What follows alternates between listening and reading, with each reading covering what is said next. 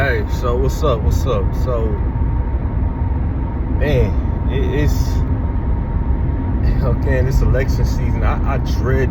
Election season is like getting your report card when you know you done messed around all semester or all 6 weeks, and your parents don't play around. That's what election season has become for me, and I'm not the type to really.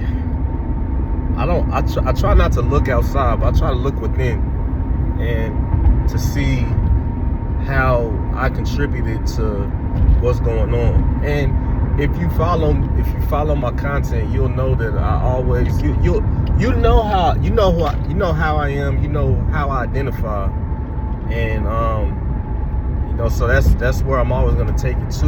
Now, we can blame a lot of things.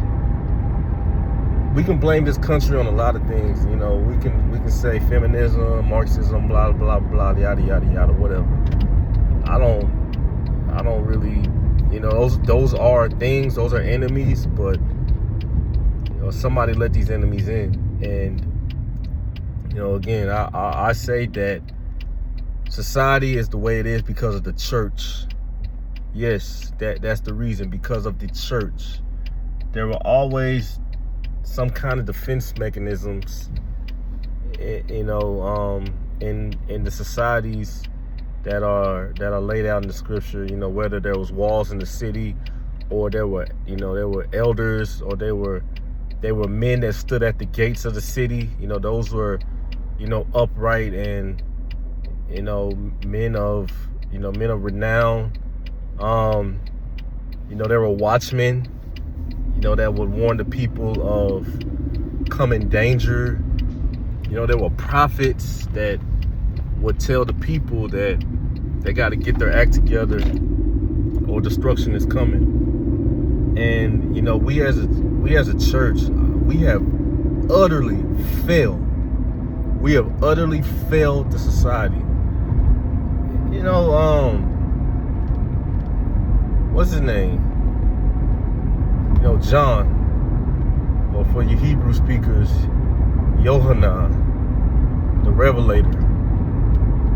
He said that in the book of Revelation, he said that Christ made us a kingdom of priests before his Father, before God his Father, right? And I'm very grieved inside as I say this, as I'm speaking. I'm very grieved, and it said that the priest had the temple duties. They would minister in the temple of God, and they would make sure that the land was clean.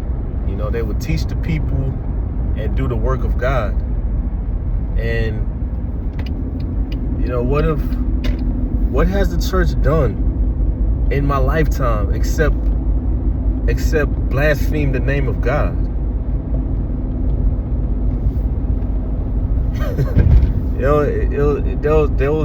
There's a verse in the Old Testament that said that you blaspheme my name amongst the Gentiles, amongst the nations. It's talking to the people, or the priesthood. It's like, what do we teach? First of all, the Bible says that that judgment must first. It said the time is now that judgment must first happen in the house of God. So that's where the judgment begins, right? We're over here trying to judge everybody, and when I say judge, I'm not talking about like condemnation, or even that. However you want to take it, whatever context you want to take the word. But I say that we as a people, we have to look at ourselves first before we can complain about the world, because it said those that are outside, God will judge them. So we got to look at each other. We got to look at one another. We got to look at ourselves first, and see what is going on with us. Are we doing God's work on this earth? For years I've been taught that, we should stay out of worldly matters and stay out of elections. That's insane. That's insanity. That is insanity and irresponsible. What if Joseph was like, what if Joseph told the Pharaoh, nah, I don't want to, I'm not of this world, so I don't want to have anything to do with your kingdom. I'm not going to sit on your right hand. I'm not going to rule the kingdom. I'm not going to take charge over your whole house. I'm not going to do any of that. What if Joseph told the Pharaoh that? His people would have got destroyed. Because of Joseph's wisdom, the wisdom that God gave Joseph, Egypt became the most powerful nation on the earth, in the known world at that time. What if Daniel told Nebuchadnezzar, I don't want to get involved in political affairs? He would have got his head cut off. What if Obadiah wasn't in the court of Ahab? What if he wasn't there? Those prophets by the 50s that he used to hide, they would have got slaughtered. What if there was a righteous ruler when John the Baptist was alive? He wouldn't have got his head cut off.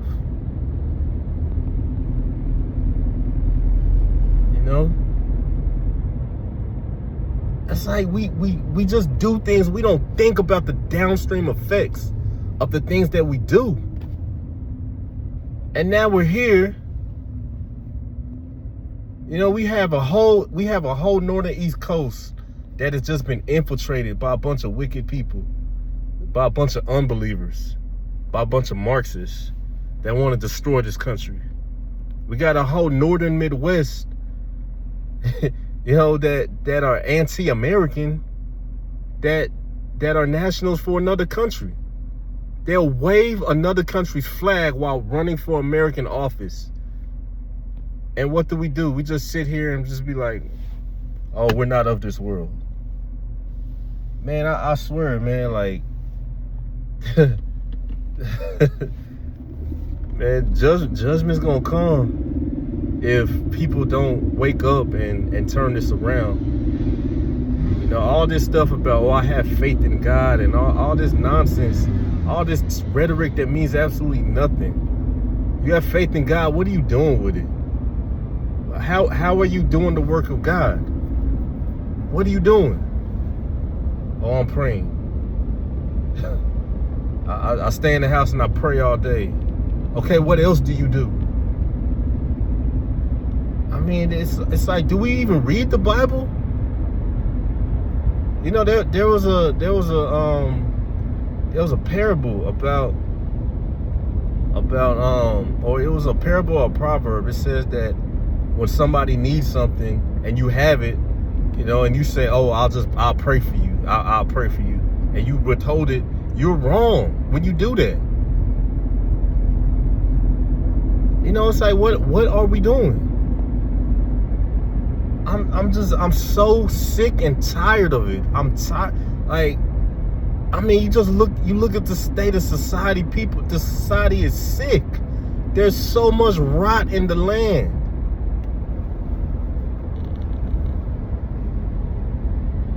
And then we say, instead of calling evil evil and good good, we just say, oh, well, hey, I don't got nothing to do with that.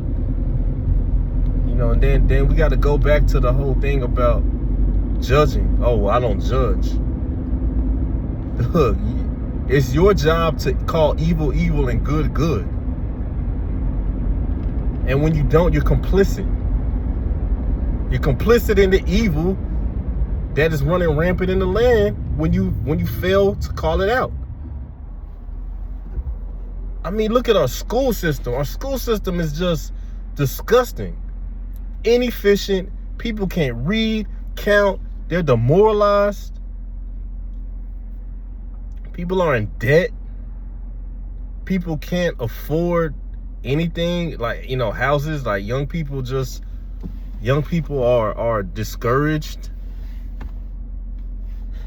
And you know what I'm saying like this, you know, it's like everybody else is doing what they're supposed to do. You know, when people talk about the Jews, you know, they're like, oh, the Jews are taking over. They're supposed to take over. Who, like, I don't understand. Like, is conquest a bad thing? Or is conquest just a natural part of this existence? Somebody is always going to vie for power. You know, then we got the Muslims, they're like, oh, they're taking over. But they're supposed to. They are supposed to. Who does not want to advance their kingdom? But the Christians, what do? Oh, we're just waiting. We're just waiting for the sky to crack open and us to get up out of here. You know, why our brothers and sisters in other countries get slaughtered. Oh, well, you know, that's how it's supposed to be. That's what is written. That's a bunch of BS. It's heresy. It's heresy and it's blasphemy. Yeah, I said it.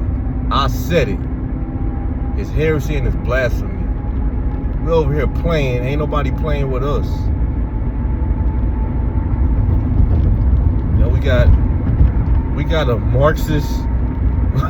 We got a Marxist just idiot about to win the office in New York. You know, then we have the whole race thing. You know, the black sisterhood gonna support you know, a white liberal lady, you know, because she's a Democrat.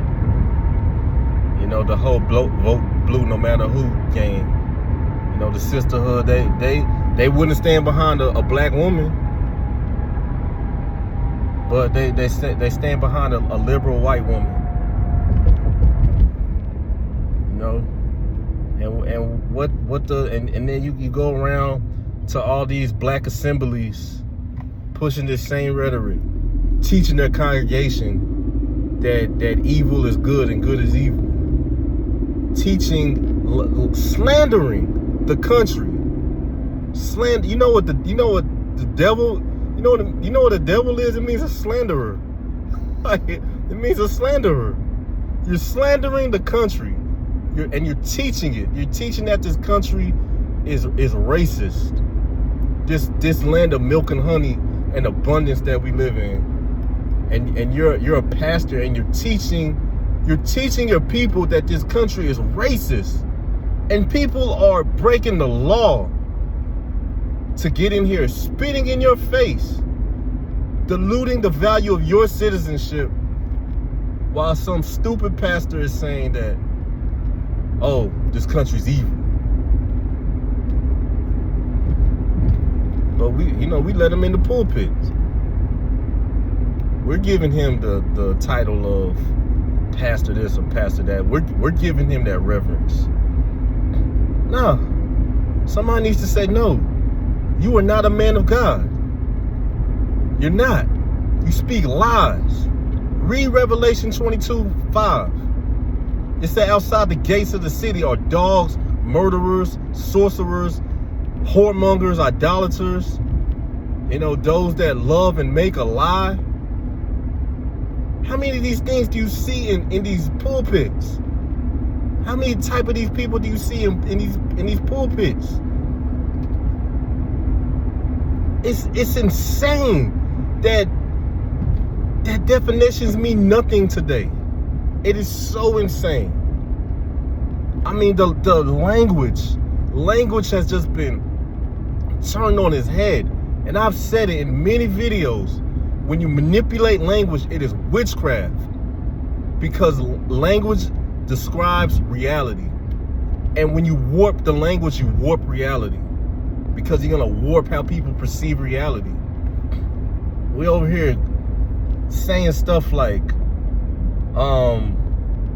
men or the concept of man and woman is fluid. No, it's not. It's concrete. And then they want to say the exceptions to the rule. There are no exceptions to the rule. You know, all those scientific anomalies, they can be explained hormonally. There's a tribe, I think it's called Guavadosis, and they're pseudo hermaphrodites. They say they're born female, but they turn into men. That's not true. They're male. They just have a 5-alpha reductase deficiency. You know, but once they hit puberty, that 5-alpha reductase, it kicks in, and then they grow a penis. You know, you can't. You know, it's like you grow a penis. Nah, you were a boy the whole time. You just had a hormonal deficiency, but you were still male. I'm lamenting. I'm so disgusted. I'm just so disgusted. It's like, what are we leaving to our children? And then you got some self-righteous person gonna come on here and just and accuse me of all sorts of, oh, well, he said this, or you know, I remember I was reading in somebody's comment section. You know, they were playing my video and they said, oh, I don't like him, he's mean. Well, I'm like, man, sit your ass down. Sit your ass down. He's mean. Whatever. Christians say, oh, well, we don't want to participate in worldly matters. You know what an idiot is? An idiot.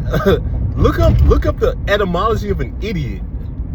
An idiot is somebody that does not partake in the affairs of in public affairs.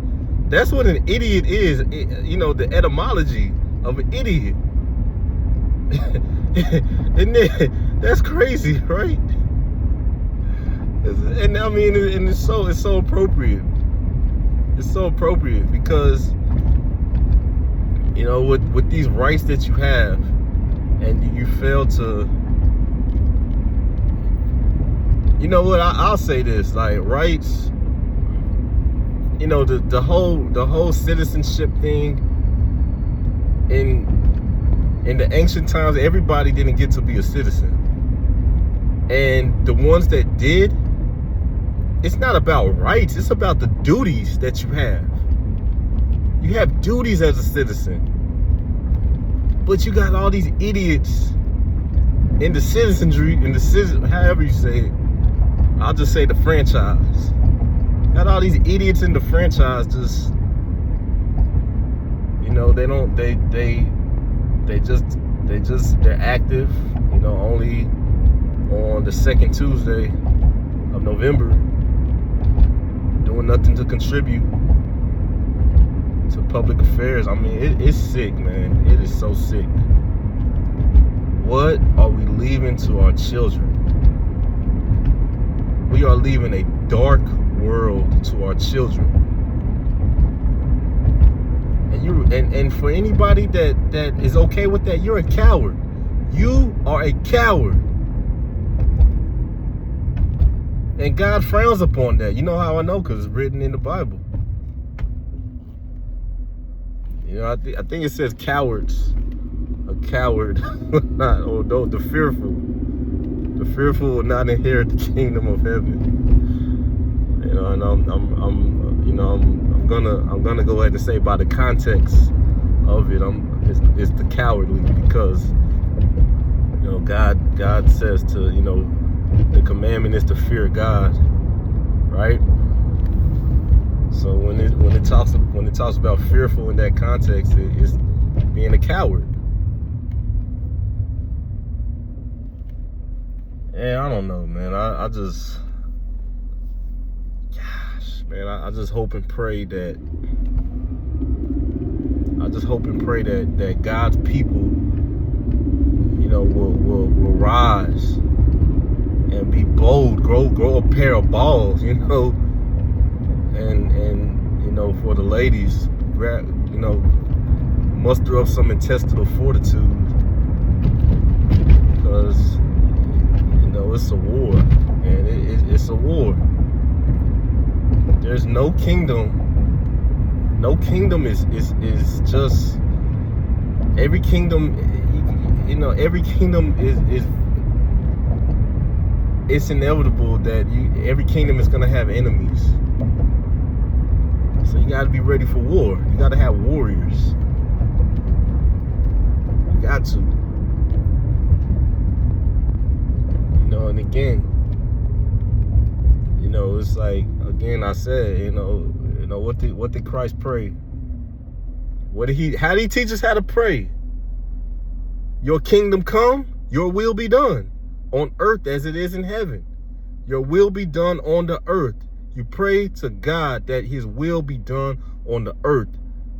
Your kingdom come. Bring the kingdom down to the earth. The kingdom of God is within you, as Christ said. Anyway, man, I probably done offended some people, but good. But I'll see y'all.